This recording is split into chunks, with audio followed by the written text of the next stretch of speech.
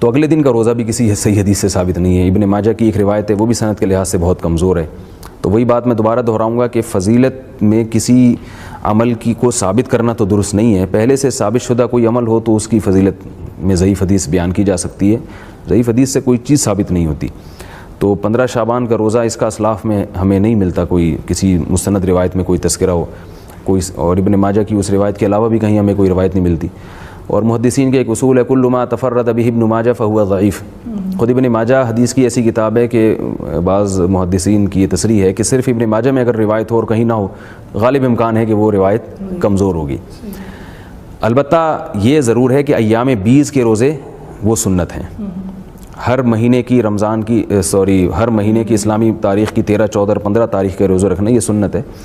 تو اس لیے علماء کہتے ہیں کہ اگر کوئی پہلے سے روزے رکھتے چلا آ رہا ہے ایام 20 کے روزے، تو وہ ان شعبان میں بھی رکھ لے، اور اگر پہلے سے نہیں رکھ رہا تو خاص 15 تاریخ کا روزہ رکھنا پھر یہ غلط عمل ہوگا، اس سے اجتناب کرنا چاہیے. پہلے تو شعبان المعظم کی فضیلت، اس کے اوپر ہم ڈسکشن کرتے ہیں خصوصاً روزوں کے اعتبار سے. تو اس حوالے سے صحیح بخاری اور صحیح مسلم کی متفق علیہ حدیث ہے. سیدہ عائشہ سلام اللہ علیہا کہتی ہیں کہ اللہ کے محبوب صلی اللہ علیہ وآلہ وسلم رمضان کے سوا کسی اور مہینے میں کثرت سے روزے نہیں رکھتے تھے سوائے شعبان کے. یعنی رمضان کا تو پورا مہینہ ہوتا تھا، اس کے علاوہ سب سے زیادہ روزے جس مہینے میں رکھتے تھے وہ کون سا مہینہ ہوتا تھا؟ شعبان کا. حتیٰ کہ صحیح مسلم میں ہی ایک اور حدیث ہے. یہ پہلی حدیث تو متفق علیہ تھی. متفق علیہ کا مطلب ہے دونوں میں، بخاری مسلم میں. مسلم شریف میں ایک حدیث ہے، عائشہ کہتی ہیں کہ نبی صلی اللہ علیہ وآلہ وسلم بعض اوقات شعبان کا پورا مہینہ ہی روزے رکھتے تھے، کنٹینیوس پورا مہینہ. یعنی اتنی آپ کو محبت تھی شعبان کے روزوں سے. حتیٰ کہ بخاری اور مسلم میں ایک حدیث ہے، سیدہ عائشہ کہتی ہیں رمضان کے مہینے میں میرے جو روزے پیریڈز کی وجہ سے، حیض کی وجہ سے چھوٹ جاتے تھے نا، تو مجھے پورا سال موقع نہیں ملتا تھا کہ میں روزوں کی قضا دوں سوائے شعبان کے. کیونکہ شعبان میں نبی صلی اللہ علیہ وآلہ وسلم خود روزہ رکھتے تھے، تو مجھے موقع مل جاتا تھا کہ میں اپنے روزوں کی قضا کر لیتی تھی. اب سیدہ عائشہ نے کوڈ ورڈز میں بات کی ہے، لیکن اسی حدیث میں بخاری مسلم میں وہ جو حدیث کا راوی ہے وہ کہتا ہے کہ اما عائشہ یہ کہنا چاہ رہی ہے کہ نبی علیہ السلام کی مشغولیت کی وجہ سے میں روزوں کی قضا نہیں دے پاتی تھی. اور اس کو سپورٹنگ وہ بخاری مسلم کی حدیث ہے. نبی صلی اللہ علیہ وآلہ وسلم نے فرمایا کہ کوئی عورت اپنے خاوند کی اجازت کے بغیر نفلی روزہ نہ رکھے، یہ اس کے لیے حلال ہی نہیں ہے. مراد یہ کہ دن کے وقت بھی میاں بیوی ازدواجی تعلق قائم کر سکتے ہیں. تو جو اما عائشہ کہتی ہے نا کہ میں نہیں تھی رکھ سکتی، یعنی نبی علیہ السلام کی اجازت نہیں ہوتی تھی، تو یہ جو لوگوں میں مشہور ہے کہ جی دن کے وقت کوئی ازدواجی تعلق میاں بیوی قائم نہیں کر سکتے، تو اس کی بھی نفی بخاری مسلم کی احادیث کی روشنی میں ہو گئی الحمدللہ.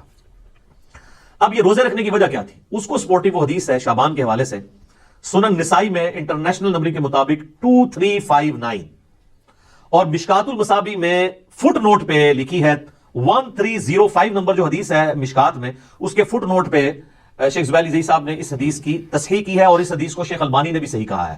کون سی حدیث؟ جو سنن نسائی میں 2359 نمبر ہے، کہ اسامہ ابن زید کہتے ہیں کہ ہم نے نبی علیہ السلام سے پوچھا اے اللہ کے محبوب صلی اللہ علیہ وآلہ وسلم، ہم نے آپ کو شعبان کے مہینے میں اتنے کثرت سے روزے رکھتے ہوئے دیکھا ہے کہ رمضان کے سوا کسی اور مہینے میں اتنے روزے نہیں رکھتے، تو اس کی وجہ کیا ہے؟ تو آپ صلی اللہ علیہ وآلہ وسلم نے فرمایا کہ یہ جو مہینہ ہے جو رجب اور رمضان کے درمیان آتا ہے، یہ آپ نے بات کیوں کی؟ رجب حرمت والا مہینہ اور رمضان ویسے ہی فضیلت والا مہینہ. تو حضور بتانا چاہ رہے ہیں کہ یہ دو فضیلت والے مہینوں کے سینٹر میں جو مہینہ آتا ہے نا، یہ بھی بہت فضیلت والا ہے.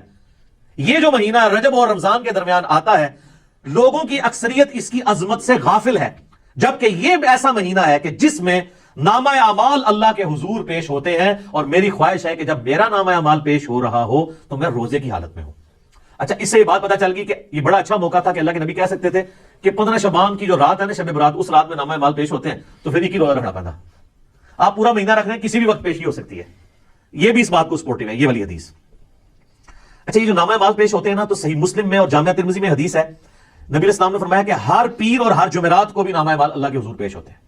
سال میں پیش ہوتے ہیں شعبان کے مہینے میں، ہفتے میں 2 دن، پیر اور جمعرات. حتیٰ کہ مسلم شریف میں حدیث ہے نبی علیہ السلام تو پیر اور جمعرات کا روزہ بھی رکھتے تھے اسی وجہ سے. اور ایک اور وجہ تھی جو مسلم شریف میں ہی آتا ہے، جب پوچھا کہ آپ پیر کا روزہ کیوں رکھتے ہیں تو آپ نے فرمایا فیہ ولدت وفیہ انزل علی، اس دن میں پیدا ہوا اور اس دن مجھ پہ پہلی وحی نازل ہوئی. یعنی جشن ولادت مصطفیٰ صلی اللہ علیہ وآلہ وسلم اور جشن نزول قرآن، یہ دونوں نبی علیہ السلام مناتے تھے. صحیح مسلم میں یہ حدیث موجود ہے، پیر کا روزہ رکھے.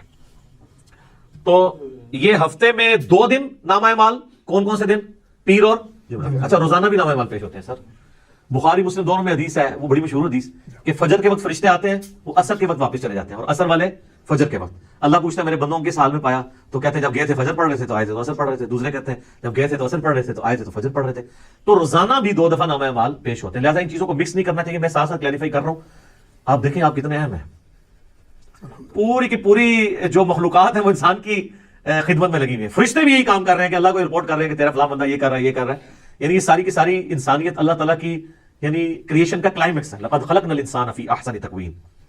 اللہ تعالیٰ نے اس کو بہترین تقویم کے اوپر پیدا کیا ہے الحمدللہ.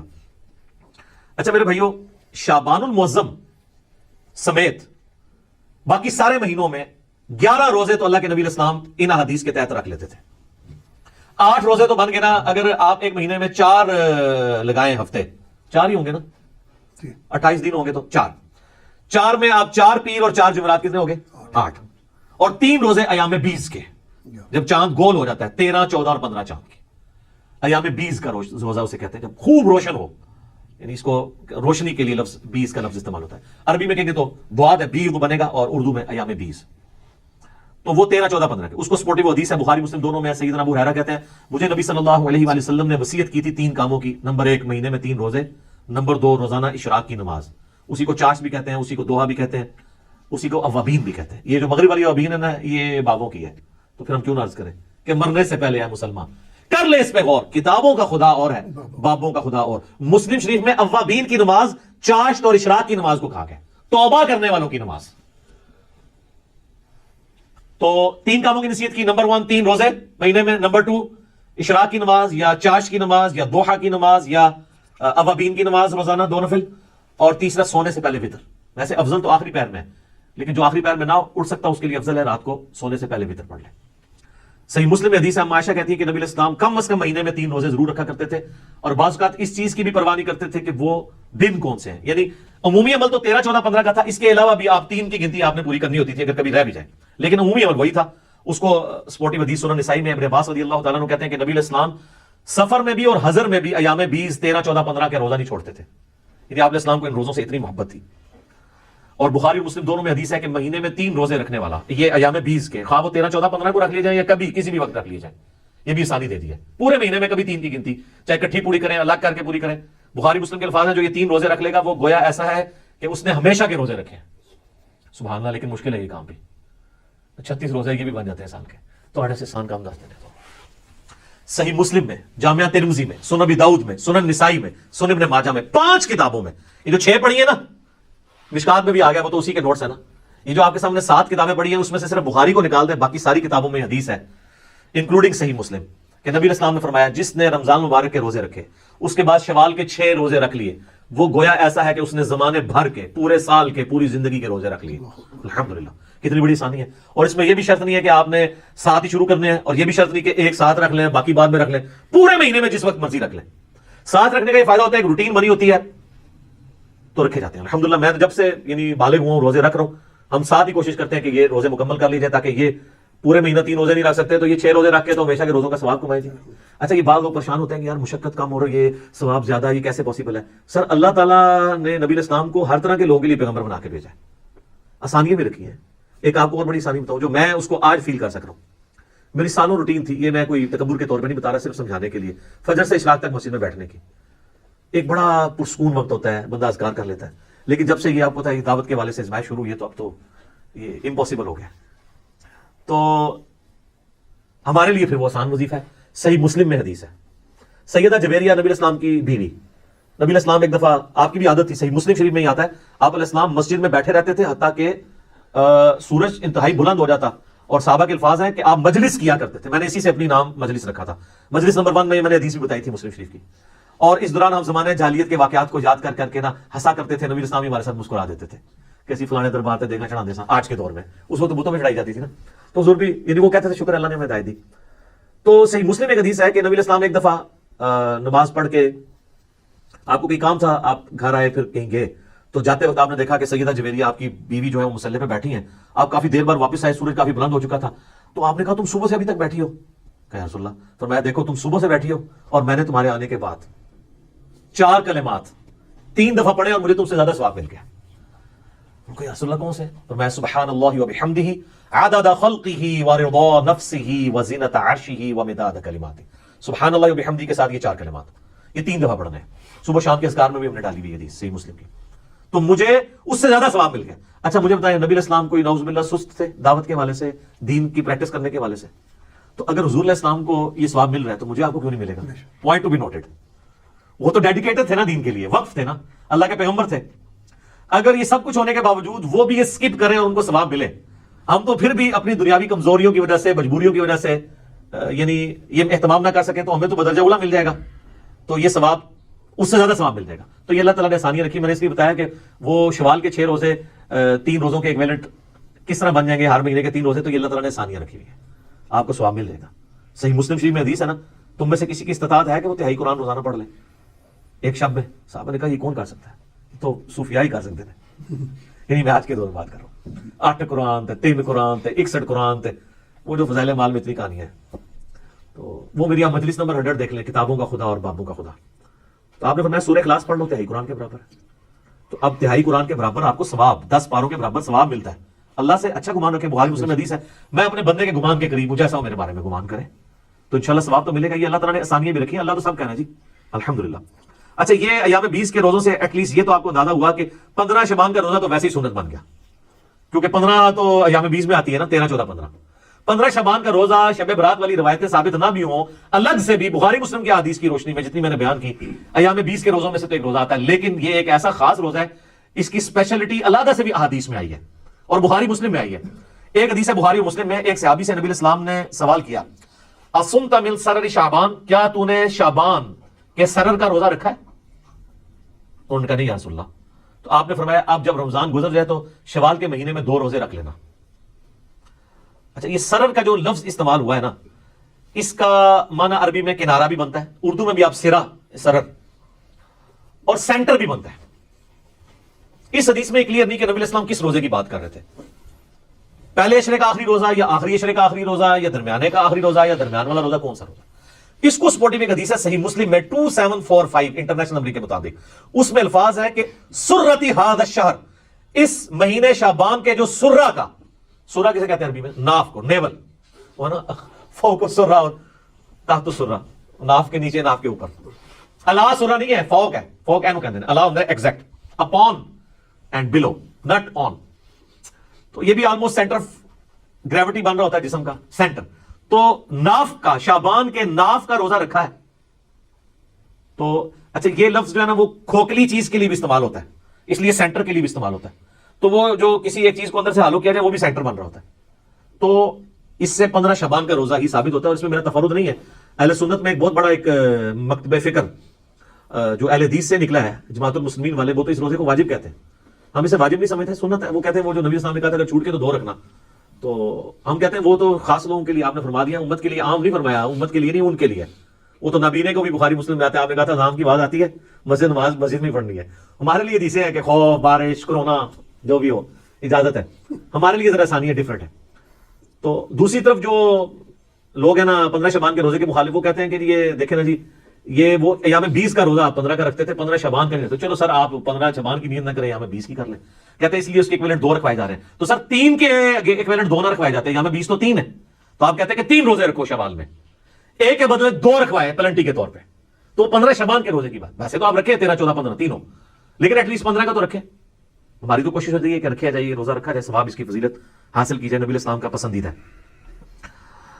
اب میرے بھائیو ایک اور حدیث جو جامعہ ترمذی میں اور سنن ابن ماجہ میں موجود ہے کہ نبی علیہ السلام فرمایا کہ جب شعبان کا نصف گزر جائے تو پھر کسی کے لیے جائز نہیں کہ وہ روزہ رکھے۔ اس کی حکمت کیا ہے کہ رمضان کو پروٹوکول دینا ہے، فرض روزوں کو۔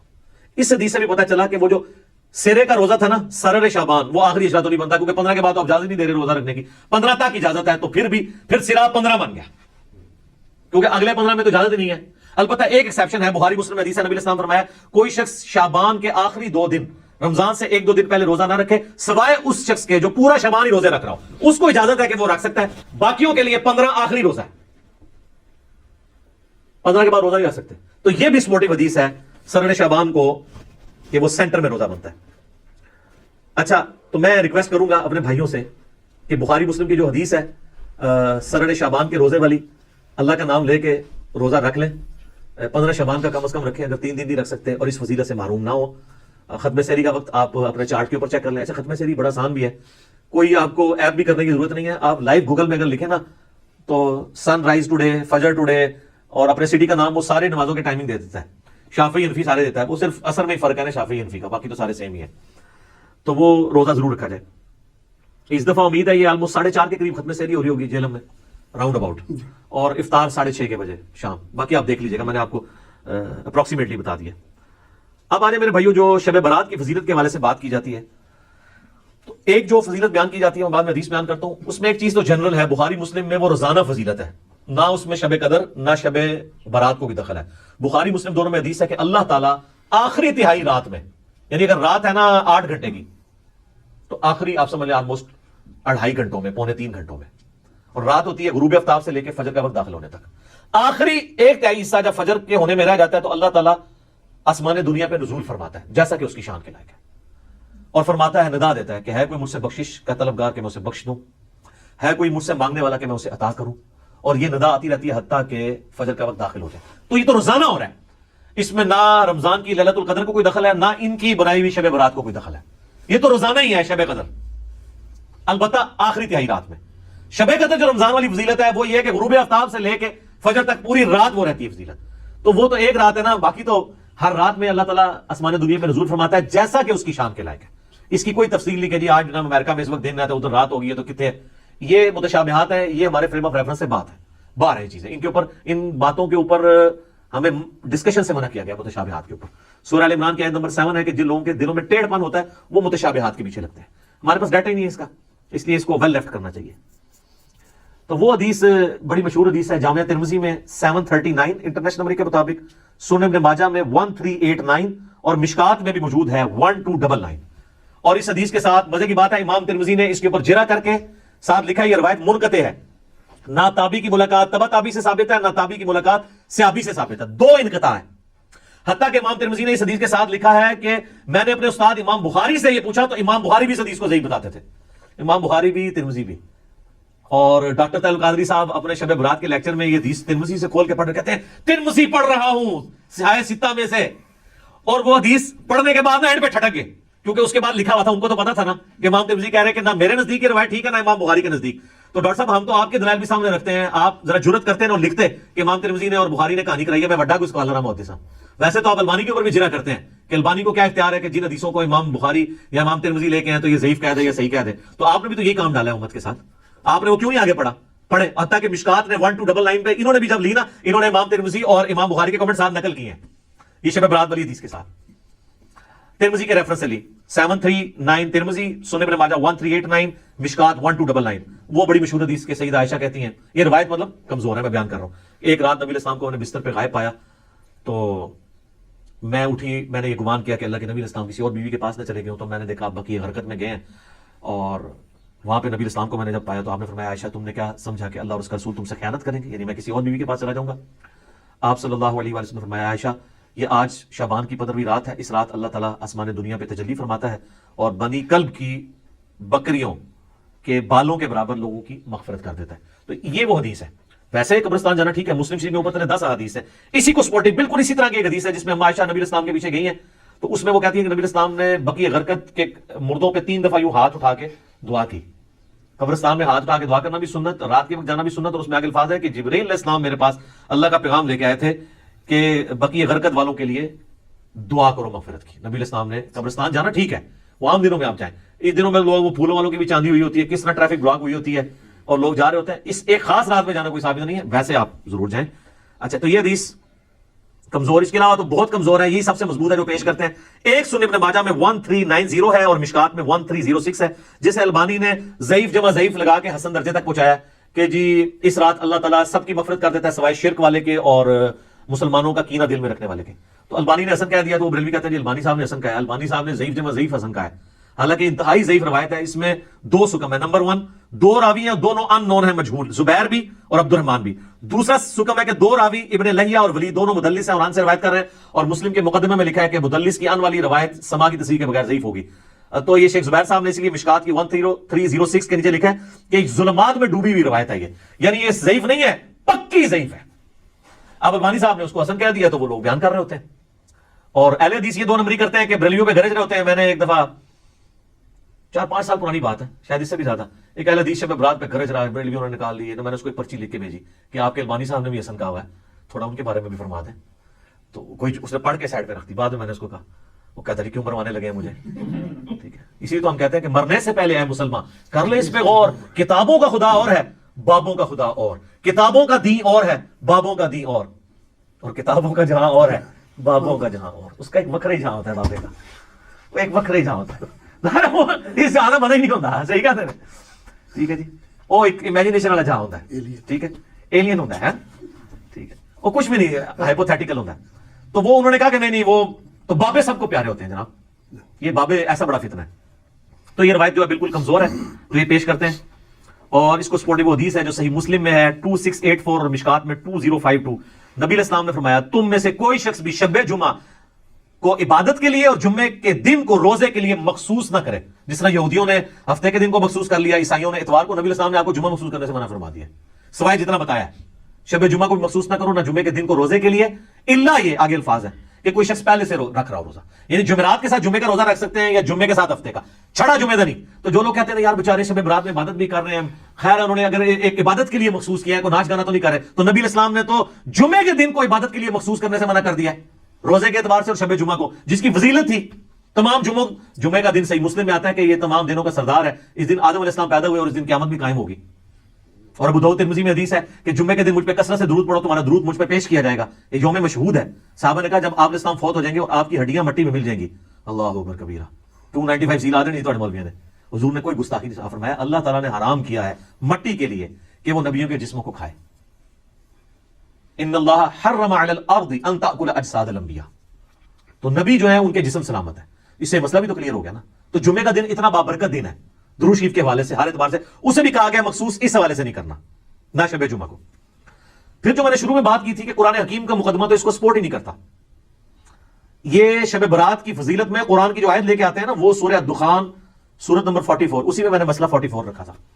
اس کی شروع کی 6 آیات, اعوذ باللہ من الشیطان الرجیم, حامیم والکتاب المبین انا انزلناہ فی لیلۃ مبارکۃ انا کنا منذرین فیہا یفرق کل امر حکیم. حامیم, اس کتاب مقدس کی قسم, ہم نے بے شک اس قرآن کو ایک بابرکت رات میں اتارا ہے, اور جس رات میں اللہ کی قدرت کے کام اللہ تعالیٰ یعنی فرشتوں کو اسائنمنٹس بانٹ دیتا ہے, اور اپنے رب کی طرف سے یہ چیزیں نازل ہوتی ہیں, ہم بھی فرشتوں کو بھیجنے والے ہوتے ہیں. یہ کہتے ہیں جی یہ وہ رات ہے جو شب برات ہے. ہم کہتے ہیں یار قرآن خود بتا رہا ہے کہ وہ رات جس میں اللہ تعالیٰ نے قرآن نازل کیا وہ رات کون سی ہے. قرآن میں تو 2 راتیں تو نہیں آئی ہیں. وہ کہتے ہیں 2 راتیں, ایک میں نا لوح محفوظ سے پہلے سامان پہ آئی ہے, دوسرے سے نیچے آئی ہے. تو قرآن تو ایک رات کو ہی جانتا ہے, دوسری رات کو تو جانتا ہی نہیں قرآن. جس طرح اللہ تعالیٰ سورہ یونس میں کہتا ہے کہ اللہ کے علم میں تو کوئی اور الہ نہیں ہے سوائے میرے. مراد یہ کہ ہے ہی کوئی نہیں ہے, یہ نہیں ہے کہ اللہ کے علم میں نہیں کوئی ہے. اللہ کہتا ہے, تو میں کہتا ہوں قرآن تو نہیں جانتا. قرآن تو آپ کو یہ کہتا ہے کہ وہ رات کس مہینے میں ہے یہ بھی بتاتا ہے. سورۃ البقرہ آیت نمبر 185, شہر رمضان الذی انزل فیہ القرآن انزل فیہ القرآن ھدی للناس وبینات من الھدی والفرقان. رمضان کا مہینہ وہ ہے جس میں قرآن نازل ہوا, جو سراپا ہدایت ہے, جس میں ہدایت کے روشن دلائل ہیں, اور یہ حق اور باطل میں تمیز کرنے والی کتاب ہے. بلکہ صحیح بخاری میں تو آیا محمد فرق بین الناس, محمد صلی اللہ علیہ وآلہ وسلم بھی لوگوں میں حق اور باطل میں فرق کرنے والی شخصیت ہے. تو یہ آ گیا, اور اسی پہ اللہ نے نہیں چھوڑا صرف رمضان میں, بلکہ یہ بھی بتا دیا کہ سورۃ القدر سورت نمبر 97 پوری کی پوری نازل کر کے یہ بھی بتا دیا کہ رمضان کا وہ دن نہیں تھا بلکہ رمضان کی رات تھی جس میں اللہ تعالیٰ نے اس قرآن کو نازل فرمایا. اور یہ جناب شب قدر لیلۃ القدر کی فضیلت ہے کہ اس کی فضیلت میں پوری سورت نازل ہوئی ہے. 97 نمبر سورت قرآن پاک کی. اعوذ باللہ من الشیطان الرجیم, بسم اللہ الرحمن الرحیم. انا انزلناہ فی لیلۃ القدر, بے شک ہم نے اس قرآن کو نازل کیا فیصلوں والی رات میں, ڈیسٹنی والی رات میں, عزت والی رات میں. یہ تمام ترجمے درست ہیں. وما ادراک ما لیلۃ القدر, اور تم کیا جانو کہ وہ عزت والی رات کون سی رات ہے, کیا اس کی اہمیت ہے. لیلۃ القدر خیر من الف شہر, یہ ایسی رات ہے جو 1000 مہینوں پر بھاری ہے. 80 سال سے زیادہ کا ثواب ملتا ہے اس ایک رات میں عبادت کرنے کا. تو 80 سال تو عمر ہی بڑے لوگوں کی کم ہوتی ہے, کم لوگوں کی. تنزل الملائکۃ والروح فیہا باذن ربہم, اس رات میں فرشتے نازل ہوتے ہیں اور روح قدس جبرائیل علیہ السلام بھی اپنے رب کے اذن سے, من کل امر, ہر طرح کا کام لے کے. وہی جو آیا تھا فیہا یفرق کل امر حکیم, جو یہ کہتے ہیں جناب آج پتے کٹ جانے دیں, وہ سارے پتے کٹتے تھے شب قدر بھی, شب برات نہیں. سلام, یہ رات سراپا سلامتی ہے. ہی حتی مطلع الفجر, اور یہ سلامتی کا سلسلہ فجر کے وقت داخل ہونے تک جاری رہتا ہے. تو اس کی خصوصیت ہے کہ مغرب سے لے کے فجر تک رہتا ہے. باقی بخاری مسلم میں روزانہ ہی رہتا ہے لیکن آخری ایک تہائی رات کے اندر. پھر بخاری مسلم دونوں میں حدیث ہے, نبی صلی اللہ علیہ وآلہ وسلم نے فرمایا جس نے ایمان اور احتساب کے ساتھ شب قدر کا قیام کیا اللہ تعالیٰ اس کے پچھلے سارے گناہ معاف کر دے گا. جناب کتنی بڑی فضیلت ہے. اور اس کا بھی شارٹ کٹ آپ کو بتا دیتے ہیں. صحیح مسلم میں حدیث ہے, سیدنا عثمان غنی رضی اللہ تعالیٰ عنہ علیہ السلام کہتے ہیں کہ میں نے خود نبی علیہ السلام سے سنا تھا جس نے عشاء کی نماز جماعت سے ادا کی بشرطے کہ اس کی رکعت فوت نہ ہو وہ جماعت شمار ہوگی. چاروں رکعتیں گویا اس نے آدھی رات کا قیام کیا. اور جس نے پھر فجر بھی جماعت سے پڑھ لی کوئی رکعت فوت نہ ہو تو پوری رات کا قیام. تو جو شخص رمضان کے اندر عشاء اور فجر کی نماز رکعت فوت ہوئے بغیر جماعت سے پڑھ لے اسے روزانہ طاق کیا جفت بھی آپ سارے بناتے رہیں آپ اہتمام کریں تو آپ کو پوری رات کے قیام کا ثواب ملے گا. جس طرح میں نے بتایا مسلم شریف میں حدیث ہے کہ اشراق تک بیٹھنے سے زیادہ ثواب ہے. سبحان اللہ وبحمدہ عدد خلقہ ورضا نفسہ وزنۃ عرشہ ومداد کلماتہ. اور مسلم شریف میں حدیث ہے شوال کے 6 روزوں کا ثواب گویا پورے سال کے روزوں کا ثواب ہے. رمضان کے بعد رکھ لیجئے. شارٹ کٹس بھی اللہ تعالیٰ نے ہمیں دیے ہیں آسانی کے لیے تاکہ جو سست الوجود لوگ ہیں وہ اس سے فائدہ اٹھا سکیں. اور بخاری مسلم دونوں میں حدیث ہے, نبی علیہ السلام نے فرمایا کہ بڑی لمبی حدیث ہے, آپ نے پہلے 10 دن اعتکاف کیا پھر آپ نے حجرے سے سر مبارک باہر نکالا, فرمایا اس رات اس عشرے میں وہ رات نہیں ہے. پھر اگلے 10 دن فرمایا اس میں بھی نہیں ہے, 20 روزے کے بعد نکلے. پھر آخری 10 دن میں آپ کو رات ملی تو آپ نے فرمایا کہ تم رمضان مبارک کے آخری عشرے میں سے اس کی طاق راتوں میں تلاش کرو, یعنی 21ویں 23ویں 25ویں 27ویں اور 29ویں جو آخری عشرے کی طاق راتیں بنتی ہیں. بہتر ہے جفت بھی کر لیں کیونکہ چاند کے بھی جھگڑے یہاں پہ رہتے ہیں. بہتر ہے پورا رمضان ہی کریں اور اس شب قدر کی فضیلت کو لیلۃ القدر کی فضیلت کو حاصل کریں. یہ جتنی باتیں آپ کو بتا رہے ہوتے ہیں جس رات کے بارے میں وہ رمضان کے آخری عشرے میں آنی ہے. یہ شب برات والی روایتیں بالکل کمزور ہیں. ایک جو شعب الایمان امام بیہقی کی کتاب میں ایک تابعی سے صحیح سند سے ثابت ہے, مقبول تابعی, وہ یہ کہتے ہیں کہ اس رات اللہ تعالیٰ آسمان دنیا پہ نزول فرماتا ہے یعنی شعبان کی 15ویں رات. اور جو لوگ لوگوں سے بغض نہیں رکھتے اور شرک نہیں کرتے ان کے سوا یعنی ان لوگوں کو اللہ تعالیٰ بخش دیتا ہے, ان کے سوا باقی لوگوں کی بخشش نہیں ہوتی.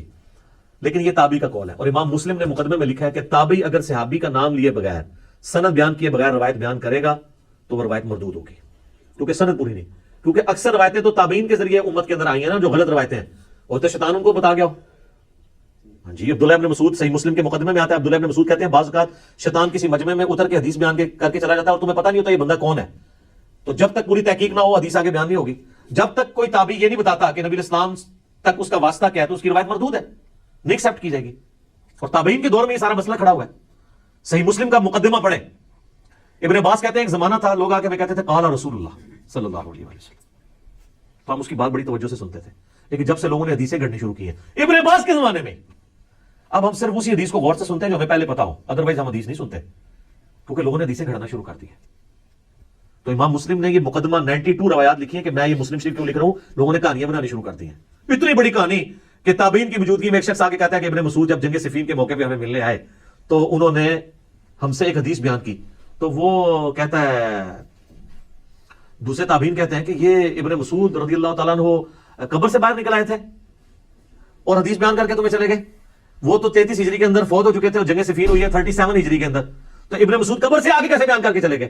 اب ان کو کوئی بتایا کہ جناب سر تو آڑے بعد جو کام پہ آ جانا, وہ کہتے ہیں جناب امام جعفر صادق علیہ السلام نے نعوذ باللہ قبر سے نکل کے 40 سال کے بعد باجید کو بیعت کیا, باجید نے 90 سال بعد نکل کے ابو رسول خرقانی کو بیعت کیتا, اور ویسی سلسلہ چلتا ہے. سب کہانیاں جھوٹ, سب فراڈ چل رہا ہے.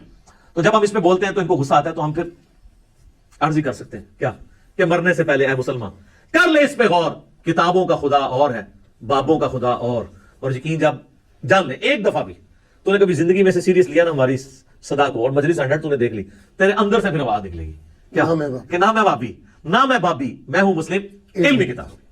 ٹھیک ہو گیا جی, جزاکم اللہ خیر.